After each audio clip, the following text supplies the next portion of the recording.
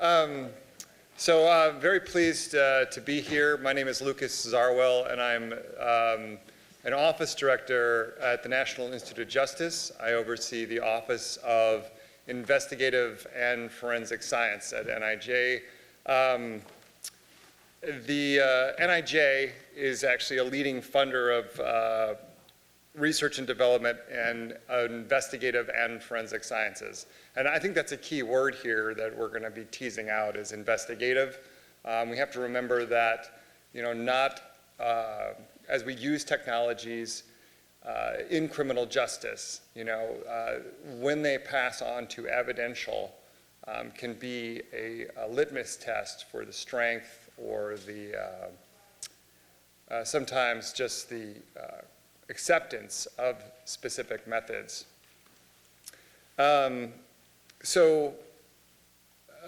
It's great. I wanted to say that just as a plug, NIJ is very pleased to be able to support this conference partially, and that we as a mission, we spend a lot of time funding extramural research across not only academic institutions and public laboratories, but also our federal partners. We support programs at NIST and NSF. Our director, Nancy Levine, couldn't be here, but I'm pleased to represent her. She's highly supportive of the investigative and forensic sciences, as she is the social sciences that have been presented here today in the criminal justice. NIJ does a lot of work also examining courts and court processes. So today I have the honor of presenting three experts to discuss information regarding investigative technologies which are being leveraged by law enforcement to help solve crimes. And they're going to explore how courts and communities may be affected by the use of those technologies or even their potential misuse. I'm going to introduce everybody one at a time, and I'd first like to welcome Mr. Max Isaacs. Sorry, Max. Max is a senior staff attorney at the Policing Project at New York University School of Law. His work focuses on new and emerging policing technologies and their implications for civil rights, civil liberties, and racial justice. Prior to joining the Policing Project, Max clerked for Judge Diana Gribben-Motz of the Fourth Circuit Court of Appeals and Judge Lorena G. Schofield of the Southern District of New York. Max has also served as a Civil Rights Fellow at the Lambda Legal Defense and Education Fund. Please welcome Max Isaacs.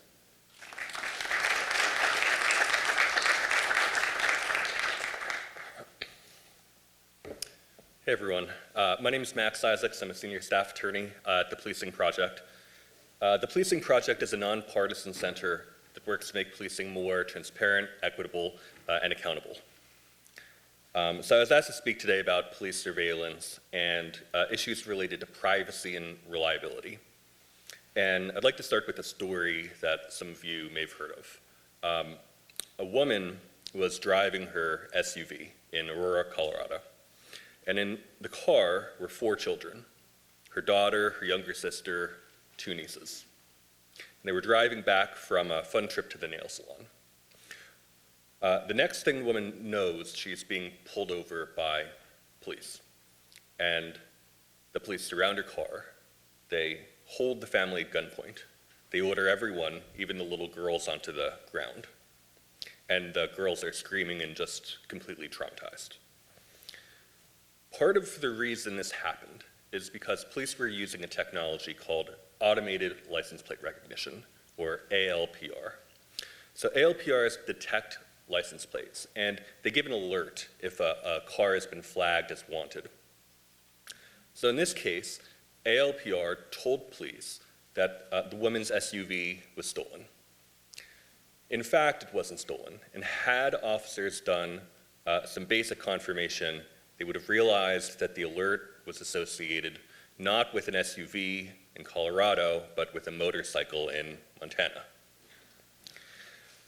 So I tell this story because too often we don't think clearly about the cost of surveillance technology. To be sure, technology can have public safety benefits. Police every day use surveillance to solve crime. But there are real costs as well. And one of the costs I'd like to focus on is the impact that surveillance can have on privacy. So one of the first projects I worked on at the Policing Project was in Baltimore. So Baltimore's police department was testing an aerial surveillance system. So there was this vendor called Persistent Surveillance Systems, and essentially they had a plane that would fly in a circle above the city of Baltimore all day. And the plane was equipped with very powerful high-resolution cameras. They were so powerful that you could track an individual at ground level. Now, the public had been told that this technology would only be used to track people going to or from a crime scene. In reality, they were tracking the people who visited the home of a suspect's mother. They were tracking a person as she was running her daily errands. They tracked someone going to a college campus. And if you lived or worked in the city of Baltimore while this program was operating, your movements might have been captured too. But police don't need aerial surveillance to monitor us. In fact, we all carry around a very powerful tracking device in our phones. Private data brokers are collecting massive amounts of data collected from the everyday apps we use on our phone, and law enforcement can and does buy and use this data for investigations. So one response might be, so why should I care about any of this? I haven't done anything wrong. Well, we don't do anything wrong when we go to a support group or a religious service, or if we participate in a protest or go to a gay bar. But that doesn't mean we want the government keeping a record of these activities. In fact, if there aren't guardrails in place, surveillance can have a powerful chilling effect. And that means it can deter people from exercising their rights and liberties. And in fact, there's good reason to be worried. There's an awful history of surveillance being used against civil rights leaders, against protesters, religious minorities, and many more people. So privacy is a really critical value, and surveillance can put it under threat. The other concern I'd like to talk about is reliability, and that's very core to this event. Often we wonder, does this technology, be it gunshot detection or facial recognition, does it really work? The problem is that much of the time, when it comes to surveillance, that question is just not going to reach the court. And so here's an example. Suppose that police use facial recognition to identify a suspect, and the system makes an incorrect identification. So it chooses someone who looks very similar but is actually innocent. When that innocent person is put in a lineup or a photo array, and the eyewitness makes a positive identification, it's that positive identification which becomes the evidence, not the facial recognition match. So you have surveillance technology failing. That failure is influencing the evidence introduced at trial, but in a way which evades judicial scrutiny. And I want to be clear, this is not a hypothetical concern. Although a lot of progress has been made with respect to facial recognition, there have been cases where people have been arrested and detained for weeks based on false positive matches. So how do we deal with all of these issues? That's a big topic, and I don't want to pretend that I have all of the answers, but I will say three things. First, there needs to be much more rigorous science-backed testing of policing technologies. For some technologies like facial recognition, there's already good technology testing by entities like NIST, but maybe not enough operational testing to see how facial recognition operates in the real world. For other technologies, there's not much testing at all, and that should change. Second, there needs to be far more transparency around how policing technologies are used. There are some jurisdictions which have implemented pretty rigorous auditing and reporting requirements, but they're in the minority. Transparency is the foundation of accountability, and we can't address the problems with surveillance if we don't know how surveillance is being used.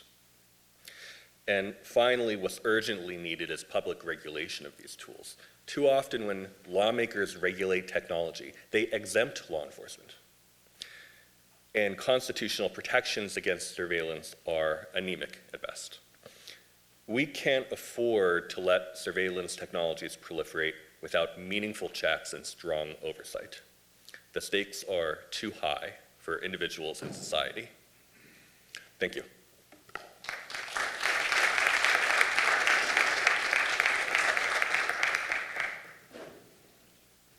Thank you so much, Max. Now I'd like to introduce Dr. Duncan Purves. Dr. Purves is the Associate Professor of Philosophy at the University of Florida.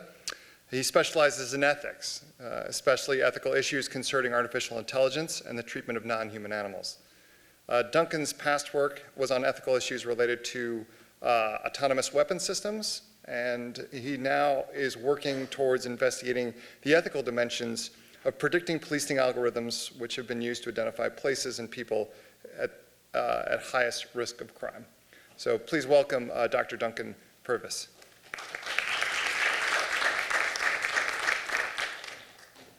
Okay. Well, my slideshow's been up this whole time, so we got to scroll back a little bit here. How do I make it go? There we go. Spoilers, don't look. Okay. All right, excuse all the text on this first slide here. I first want to say that I completely agree with all of Mr. Isaac's remarks regarding transparency and accountability and oversight of policing technologies. I'm also going to talk about a technology that could be construed as a policing surveillance technology, but I'm going to talk about a sort of different societal dimension of that technology. So I'm going to briefly walk through a project I've been involved in to address concerns about racial bias in place-based algorithmic patrol management, or perhaps you're more familiar with this technology as referred to as predictive policing, right? So this is a project that I've been working on with collaborators at the University of Chicago, Cal Poly San Luis Obispo, and an industry partner, Sound Thinking, formerly known as ShotSpotter. No, they haven't given me any money, okay, if you're wondering. We don't have any working contract together. So algorithmic patrol management is the, do I use this to advance? Is the practice of collecting and analyzing data about previous crimes in addition to non-crime data in order to predict geospatial areas with an increased probability of criminal activity for the purpose of developing policing intervention and prevention strategies and tactics. Normally, so this is contrasted with person-based predictive policing, right? We're predicting which people are going to commit a future crime. I'm not going to be talking about that today, but it raises its own set of privacy and civil rights issues. Predictive policing augments traditional hotspot policing by taking the task of prediction away from human analysts and giving it to a machine learning algorithm. So algorithms trained on massive data sets about the timing and location of crime can identify patterns in crime data that would go unnoticed by human crime analysts. And in principle, they're less susceptible to biased hunches about where crime is likely to occur. So algorithmic patrol management offers a variety of purported benefits. So data mining allows crime analysts to find unexpected correlations between geospatial features and crime. Some APM or algorithmic patrol management technologies incorporate established phenomena identified by criminologists like geospatial vulnerability and near repeat effects. They therefore offer more accurate deployment of patrol resources in place and time than traditional hotspots policing. And developers also claim that it provides cost-efficient crime analysis for understaffed police departments that are facing budget cuts. And a handful of studies have shown, or at least suggested, that algorithmic patrol management has deterrent effects that are more effective than allocating police patrols using only human crime analysts. So there are a few benefits, at least purported benefits, to algorithmic patrol management. This thing is just, when you have too much text, this is what there you go, look at that. All right. So now, despite its purported benefits, a chorus of activists and academics have argued that algorithmic patrol management threatens equality in the enforcement of the laws. And that's what I'm going to focus on today. So it does this by causing police to spend too much time in minority communities. A combination of system design and user interaction can lead to oversaturation, as it's sometimes called. So these models are often used to predict the location of crimes, which are themselves geographically correlated. That's why the models work. And it's therefore possible that these models direct police officers to patrol the same areas repeatedly, right, over and over again. And this leads to concerns about over-policing, or disproportionately concentrating police in small areas.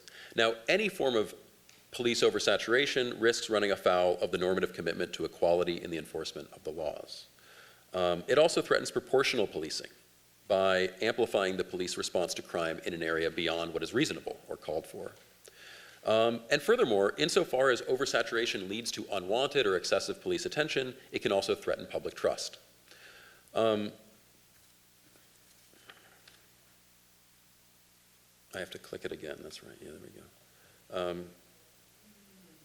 go. Okay, well, what can you do?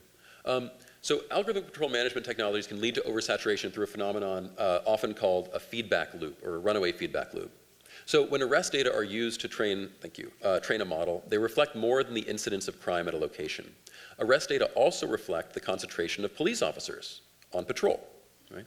Where there are more officers, there are more arrests. We should therefore expect algorithms trained on arrest data to reflect and reinforce the concentration of police in some parts of their jurisdiction. So legal scholar Andrew Ferguson, who I thought might be here today, but I don't think he is. Nope, no Andrew. So he writes this: if predictive policing results in more targeted police presence, the system runs the risk of creating its own self-fulfilling prediction. Predict a hotspot, send police to arrest people at the hotspot, input the data, memorializing that area as hot, use that data for your next prediction, and repeat, okay? Now, just to plug my own work here, a framework that I just published with my collaborator Ryan Jenkins at Cal Poly San Luis Obispo, titled A Machine Learning Evaluation Framework for Place-Based Algorithmic Patrol Management, connects the concern about runaway feedback loops to contemporary debates about police legitimacy. Okay, so our framework proposes that legitimate policing requires sufficient competence on the part of law enforcement agencies, proportionality in the means used to prevent crime, equality in the enforcement of the law, and public trust in and support of police work. Regarding equal enforcement, policing scholar Jake Monahan puts the point as follows: a police department that tends to enforce laws against one race or ethnicity and not another is likely illegitimate. At that point, the department stops looking like a police force and more like a gang. If a policing practice creates a pattern of law enforcement that systematically burdens one group while benefiting another, then the practice conflicts with the requirement of equality for legitimate policing. And because they lead to unequal distribution of police attention, sometimes along racial lines, runaway feedback loops caused by algorithmic patrol management technology therefore threatens equality in policing, therefore threatening legitimacy in policing. So I've suggested that crime data, and especially arrest data, raises concerns about runaway feedback loops and unequal policing. Now, while you cannot avoid using crime data altogether, if your goal is to predict crime, right, it's probably not going to work, our industry partner Sound Thinking have incorporated non-crime data into their prediction model, which they call Resource Router, okay?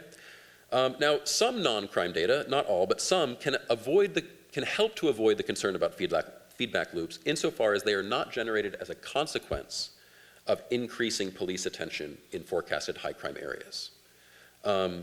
So using non-crime data, for example, they use things like the location of liquor stores, more on this in a moment, right? To dilute looping effects of crime data in a model seems like a sensible starting point to avoid a runaway feedback loop.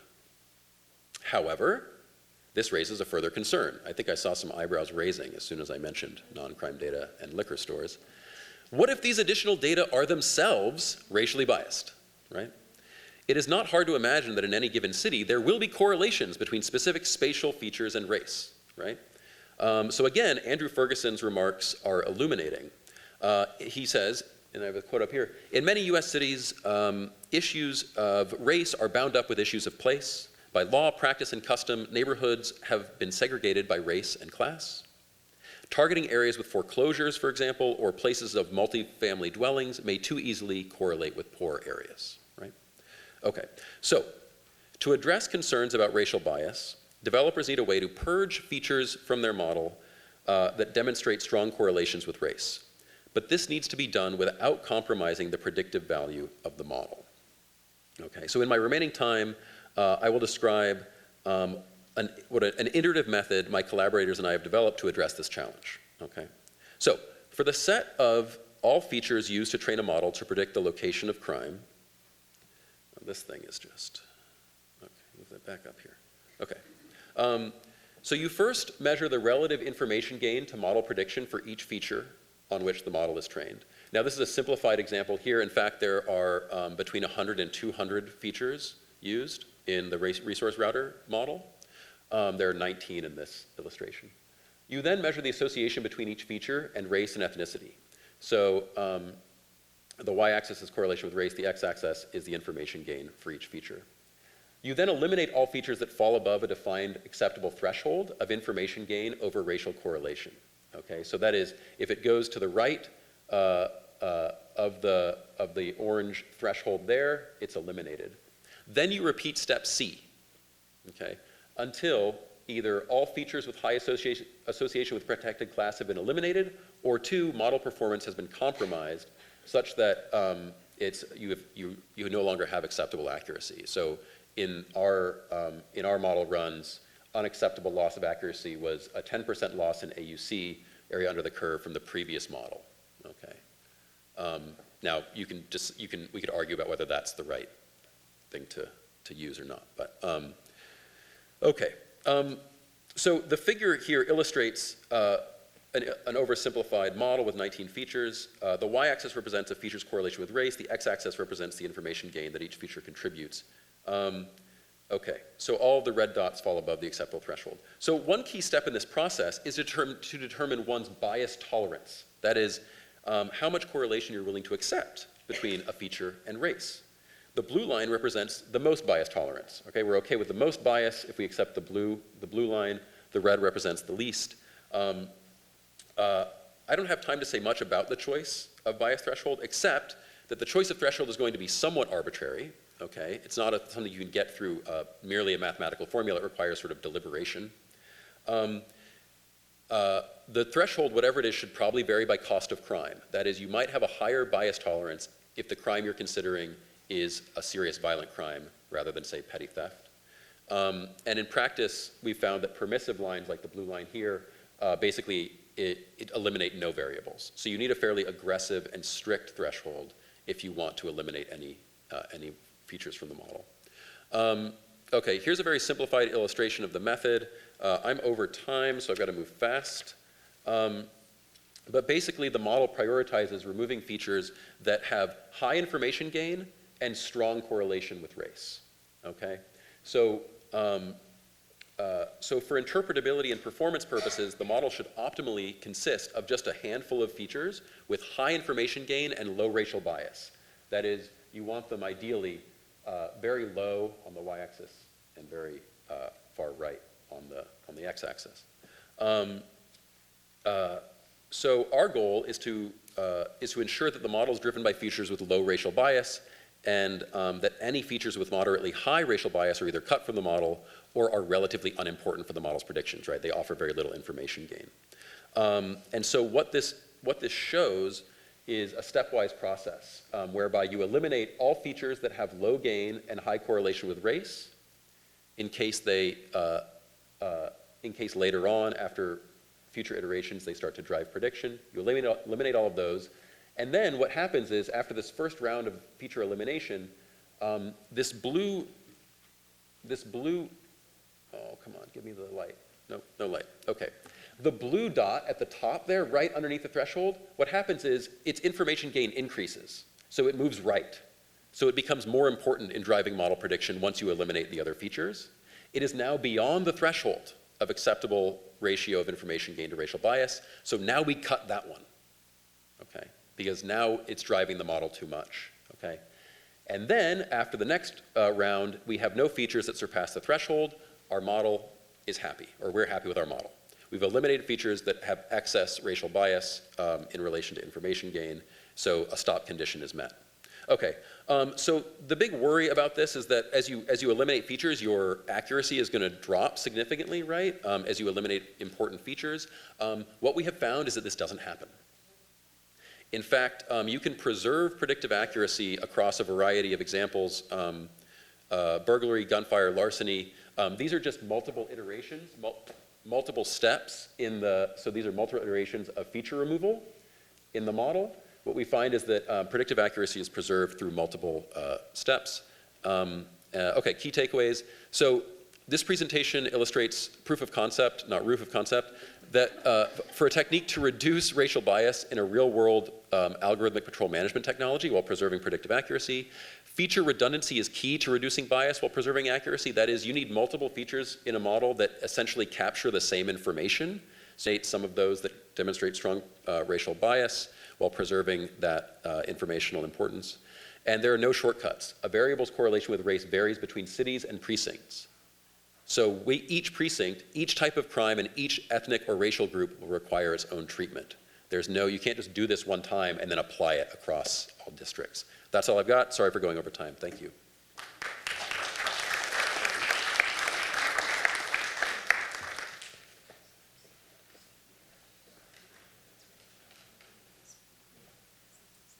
All right, thank you so much. So our last presenter on this panel, I'd like to welcome Claire Glynn. Claire is a professor of research and research coordinator of forensic science and director of the Henry Lee Institute of Forensic Science and founding director of the Forensic Investigative Genealogy program at the University of New Haven.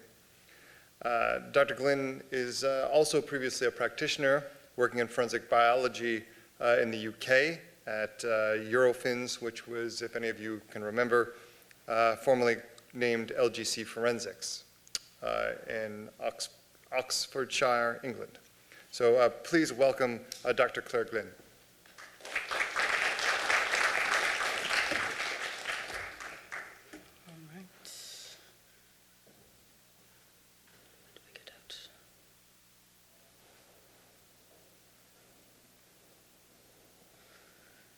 One second. You wouldn't believe I do this for a living, presenting. Okay, thanks everyone for joining me today. I hope to kind of just provide some information, almost a primer, on forensic investigative genetic genealogy for you today, which I'm just going to call FIG from this point forward because it's a bit of a mouthful right with it.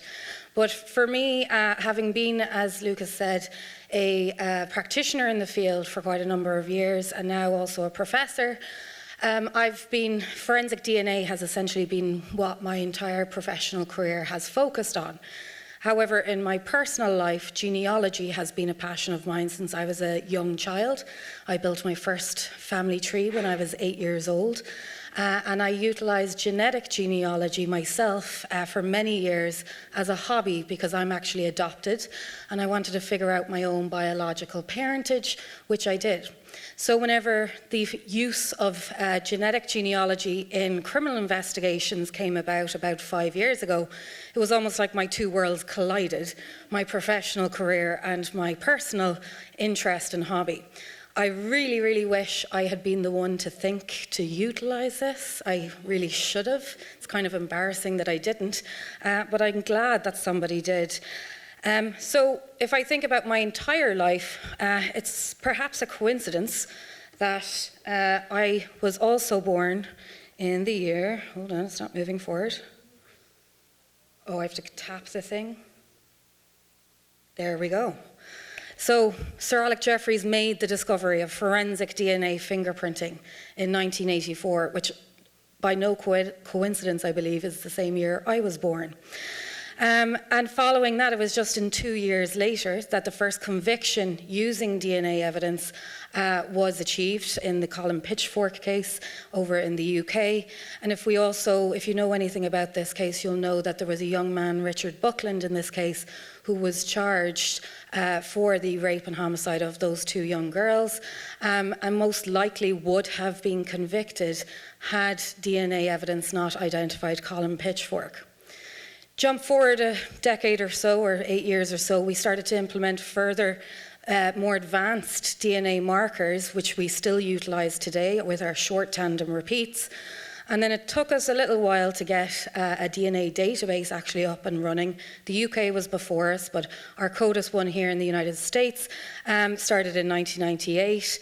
And then we started a few short years later, first in the UK, and then the US followed suit again, using familial DNA searching, which is not FIG.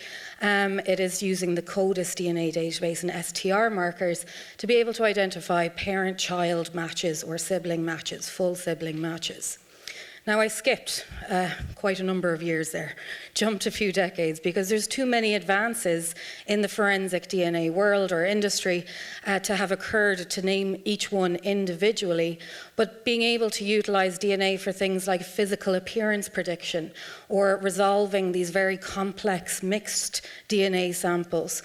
But our instruments, our knowledge, our clinical research has provided to us in terms of next generation sequencing, and the Human Genome Project is all information that is fueling what we're able to do with forensic DNA investigations.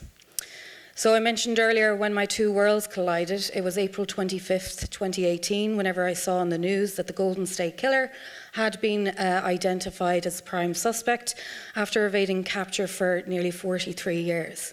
Now, whenever I scoured the newspapers of what method was used here, it said a new advanced DNA tool. And I said, hang on, I'm a professor of forensic DNA. I should really know about anything new that is coming about. What are they talking about? And whenever it was revealed that it was using consumer DNA and genetic genealogy, my mind kind of went like that. So I saw this as, right, well, I better put my skills and knowledge into practice here and contribute to this field in some way. And in the 5 years since that announcement in 2018, we now have this brand new field of forensic investigative genetic genealogy, or FIG. But with our evolution of forensic DNA over the last 39 years, I've just given away how old I am, with our evolution of forensic DNA over all those years, a huge amount of validation, a huge amount of research. Scientists, top scientists around the world went into studying which STR markers we utilize, whereas with FIG, it just kind of was forced upon us without any sort of validation or without any sort of research. That's not to say, though, that the science isn't valid, because it's not a new science. Its application is new. So it's that combination of using advanced DNA sequencing methods, again, not new because we've been using them for quite some time, but it's then utilizing that to build out family trees of people based upon their genetic relatedness to others in the world. And whenever we think of this genetic relatedness, let's go back to our easy middle school Mendelian genetics and the rules of inheritance. And as we all know, we share 50% of our DNA with our biological mothers and 50% of our DNA with our biological father. Same was true for them, where you share 25% of your DNA with your grandparents, and then it essentially halves as you go back each generation in time. Behind the subtitles there, it says 6.25%. I'm sure you could have all guessed that, though. So whenever we think about this genetic relatedness within our own family units, it's pretty easy to understand. Most people know who their parents are. Most people know who their grandparents are. Some people know who their great-grandparents are. I say most, but it's not actually, right? We can't tar everyone with the same family setup. Certainly mine wasn't, because they're not biological. So whenever we look at it that way, you think it's quite straightforward. But actually, if you think about your entire genetic family tree, it expands a lot more than just that each half going back each generation. You'll pass on your own DNA to your children or your grandchildren or your great-grandchildren, but what about your parents' siblings, your aunts and your uncles, bringing in your first cousins? What about your grand-aunts and uncles, bringing in your second cousins, your third cousins and your fourth cousins? I just couldn't fit any more on the slide here, so it was getting a bit complex. So the people that you actually share DNA with can be tens of thousands of people in your own genetic family tree. And I'm sorry, but I don't know any of my fourth cousins. I don't think I know any of my third cousins. Because I'm Irish, I do tend to know a lot of my first and second cousins, but that's just because there's a lot of us. So think about that genetic family tree and think about consumer DNA testing. Think about the data that is now available via consumer DNA testing. Compare it to the data that we have in CODIS, where we have to do the analysis and we're only looking at 20 or so markers.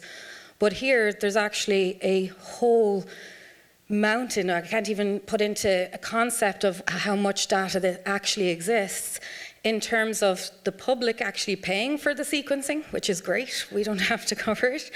But just in terms of how we can make connections among individuals around the world and not within a singular database. If you, these statistics might actually surprise you, but whenever we think of the consumer DNA testing market, it's really kind of taken over by just a few companies, even though there's about 12 different companies that actually exist. But Ancestry DNA is certainly one of the most popular, with 23 million people in their database. 23andMe comes up next with 14 million, MyHeritage next with 7.2 million. Then we've got Family Tree DNA, I'll just move this off, with Family Tree DNA having, there we go, 1.8 million. And then not really a consumer DNA test, more just a database. We have GEDmatch at about 1.7 million. So if for any of you mathematicians there in the audience, you're probably adding all that up in your head there. That is exactly just over 48 million people worldwide have spat in a tube, put it in the mailbox, which seems very weird to do, and sent it off to one of these companies and volunteered their DNA to them. However, for FIG, we can't use all of those databases. Immediately after the Golden State Killer, they put lockdowns on. They changed their terms of service. They put out statements saying, no, you absolutely cannot utilize our databases for these purposes. So MyHeritage backed out and said, no, you can't touch us. 23andMe said the same. Ancestry DNA said the same as well. So we no longer have that 48 million. We never did to begin with, let's just be clear. But we could have had access to 48 million people's data for comparison purposes.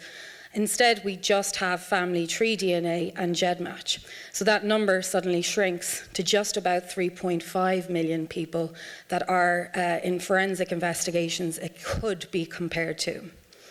So with Family Tree DNA and GEDmatch, the reason that we're allowed to utilize them is because Family Tree DNA and GEDmatch, after the Golden State Killer, said changed their database essentially and gave all of their general users within the database the option to either opt in, so allow their DNA in the database to be compared to law enforcement uploads, or they could opt out, saying, no, I want my DNA in the database, but I don't want you comparing me to any law enforcement uploads. So putting the issue of consent into the hands of each and every user within that database. So it would take me 10 months, I would say, to teach you about how to do this process, hence why I created the program that I have, and it's 10 months long. But in essence and in summary, you're basically uploading your unknown DNA sample to, or kit, to Family Tree or GEDmatch.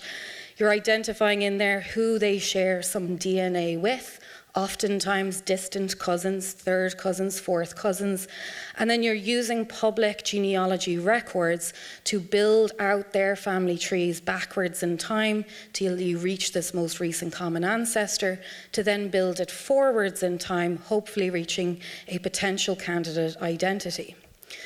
And the types of cases that we're allowed to utilise this for, and what we've seen in the last 5 years, it's predominantly been used in violent crimes of homicide and sexual assaults, and also of unidentified human remains cases.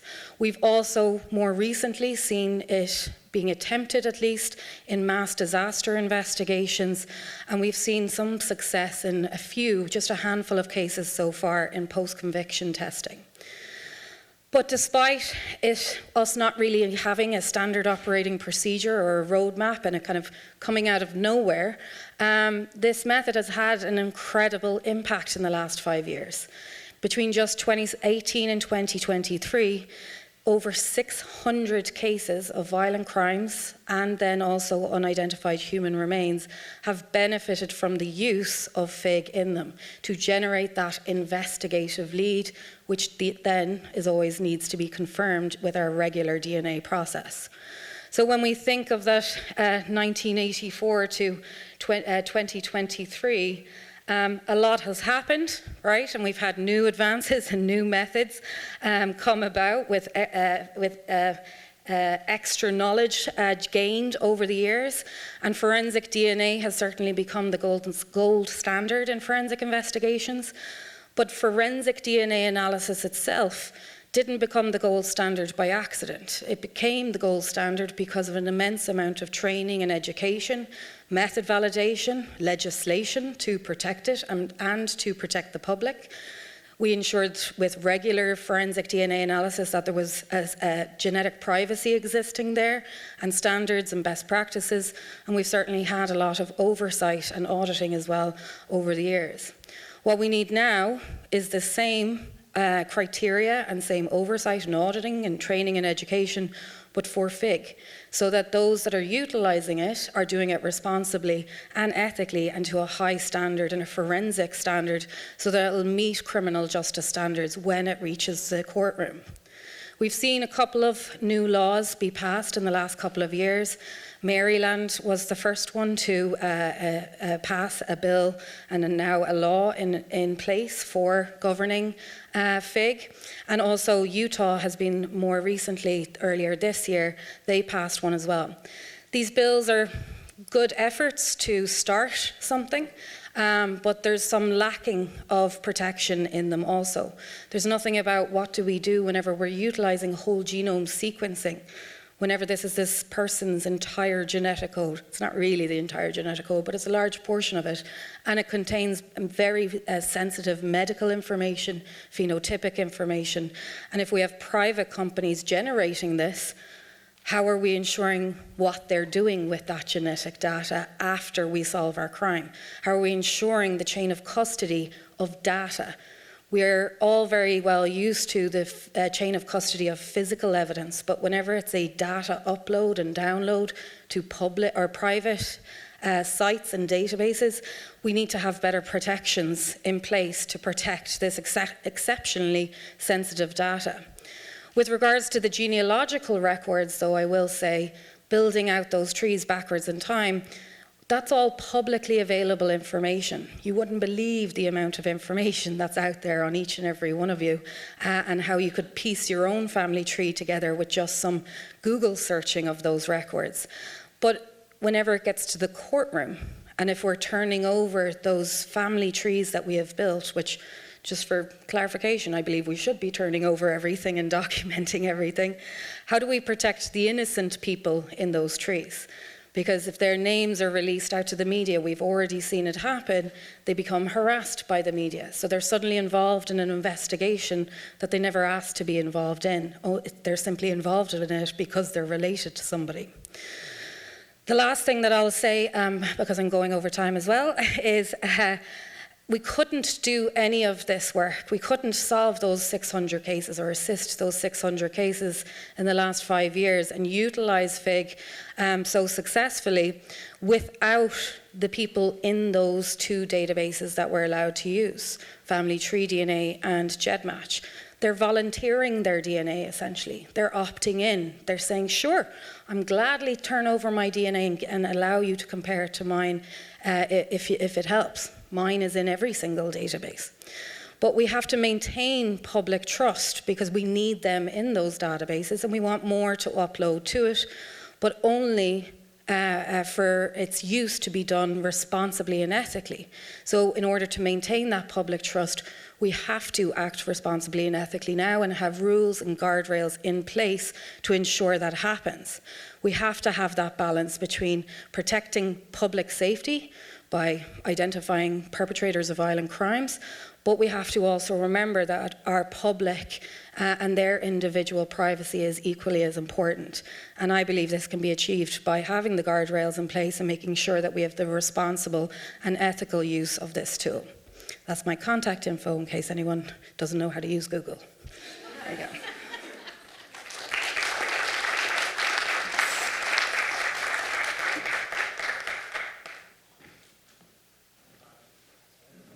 All right, great. Thank you so much, Claire. I appreciate that. You definitely raised a lot of great questions. All the presenters here did today, so let's start with some questions. Hi, I'm Elise Walsh, a geneticist from Johns Hopkins. So first I just want to make a quick comment about privacy and people who were identified by the media. So I'm sure at least you're aware of the recent solved case of the boy in the box. And the media leaked the names of the family. So that's just one instance that I can think of that was very recent. And then I guess I have a question too. So let's say, for example, I upload my DNA to GEDmatch. My grandfather also has his DNA done, and he specifically says that he does not want that used for law enforcement. How would something like that work? How can we respect his privacy, even though I'm 25% of him genetically speaking?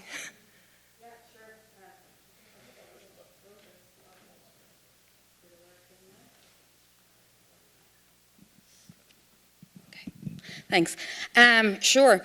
So if your grandfather's DNA isn't in GEDmatch, or if it is in GEDmatch and it's opted out, he's not going to show up as a match to any forensic upload to it, but you will.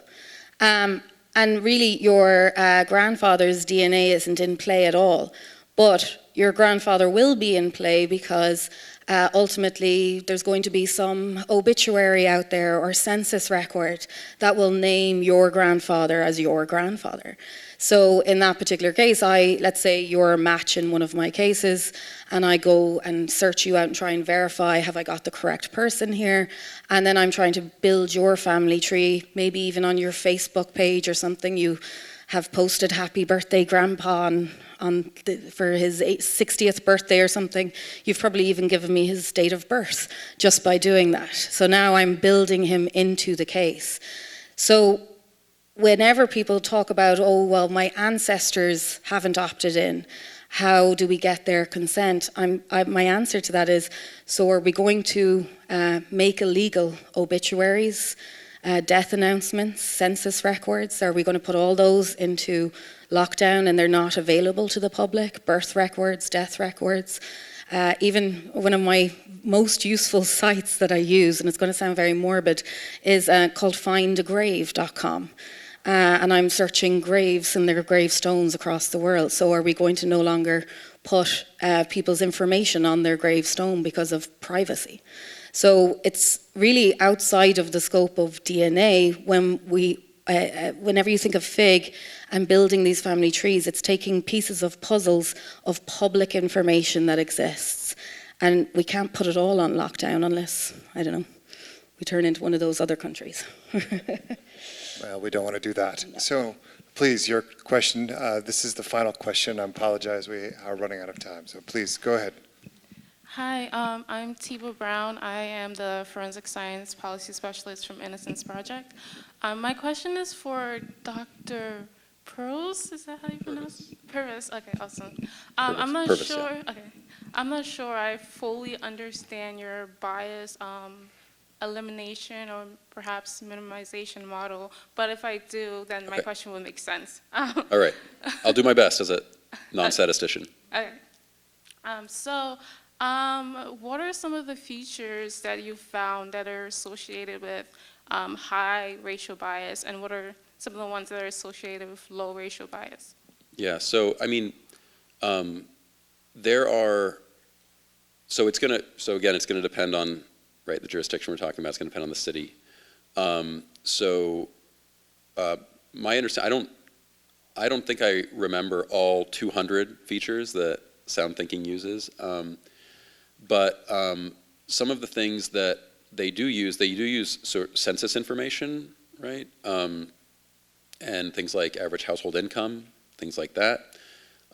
Those types of features tend to correlate with race in certain cities. Proximity to certain landmarks, right, in the city, proximity to, say, like highways, things like that, have been shown to correlate with race in certain cases. That's just a couple of examples. But yeah, I mean, again, it sort of depends on it depends heavily on the city. But yeah, so you probably have a follow-up. No, I was just going to ask, Okay. is this published, like, to... This project is not published yet. We're hoping to publish it in the next 6 months. Oh, okay. We've been hung up on getting the runs, the model runs. We've had some server issues, but yeah, hopefully soon. Stand by. The second Thank you. part of her question Yeah. was about low rates. And so, Oh. could you give some examples of low? Features that have low correlation. Stay in. Off the top of my head, my memory is failing right now, but off the top of my head, I think things like location of, so one of the features they use is location of schools and locations of churches. I don't think locations of churches, for example, have demonstrated especially strong racial bias in the model. But again, it depends on, and weirdly enough, there's actually strong correlation between the location of church and crime. There's, in general, where there are churches, there tend to be more crime.